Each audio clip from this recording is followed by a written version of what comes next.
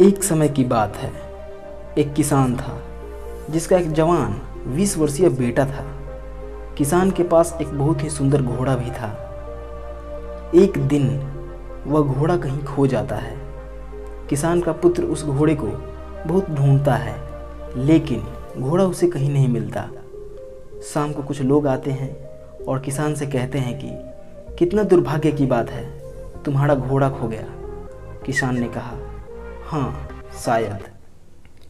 अगले दिन वह घोड़ा अपने साथ 10 जंगली घोड़े और ले आता है। फिर वही लोग आकर कहते हैं कि घटनाओं ने क्या मोड़ लिया, कितने सौभाग्य की बात है, अब तुम्हारे पास 11 घोड़े हैं। किसान ने फिर कहा, हाँ शायद। अगले दिन उसका बेटा उसमें से एक घोड़े की सवारी कर रहा था। तभी घोड़े से गिरकर उसका एक पैर टूट गया। फिर शाम को वे लोग आते हैं और कहते हैं कि कितनी दुर्भाग्य की बात है, इस जंगली घोड़े के चलते आपके बेटे का पैर टूट गया। किसान ने फिर कहा, हाँ शायद। अगले दिन सेना में भर्ती के लिए कुछ ऑफिसर आए। उसने उस गांव से सभी जवान लड़के को उठा कर ले गए, क्योंकि उस समय युद्ध चल रहा था तो कोई भी अपने बेटे को नहीं जाने दे रहा था। लेकिन मजबूरी में उन लोगों को अपने बेटे को भर्ती अफसरों के साथ भेजना पड़ा। किसान के बेटे का एक पैर टूटा था, इसलिए उसे भर्ती अफसर अपने साथ नहीं ले गए। फिर शाम को वे लोग आते हैं और कहते हैं कि कितने सौभाग्य की बात है, तुम्हारा बेटा तुम्हारे पास है।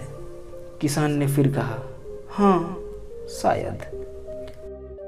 आप वास्तव में ये कभी नहीं पता लगा सकते कि आपके साथ जो भी हुआ है ये आपका सौभाग्य है या दुर्भाग्य, अच्छा है या बुरा। प्रकृति में जो भी घटनाएं घटित होती है उसका सही से अनुमान लगाना बहुत मुश्किल है कि ये घटना आपके लिए सही है या गलत। कोई घटना यदि आपको सौभाग्य लगती है, हो सकता है उसमें दुर्भाग्य का मूल हो, और जो घटना आपको दुर्भाग्य लगती है, हो सकता है उसमें सौभाग्य छुपी हो। इसलिए जो भी आपके साथ जिंदगी में होता है उसे उस किसान की तरह ही उदासीन रूप से स्वीकार कर लेना बुद्धिमत्ता एवं परिपक्वता को दिखाता है। और भागवत गीता में लिखा भी गया है कि जो भी घटना हमारे साथ घटित होती है वो अच्छे के लिए ही होती है, उसे हमें स्वीकार करना चाहिए।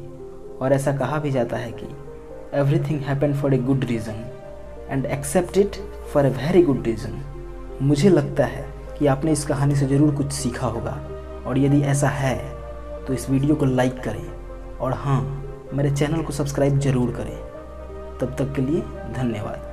Thanks for watching.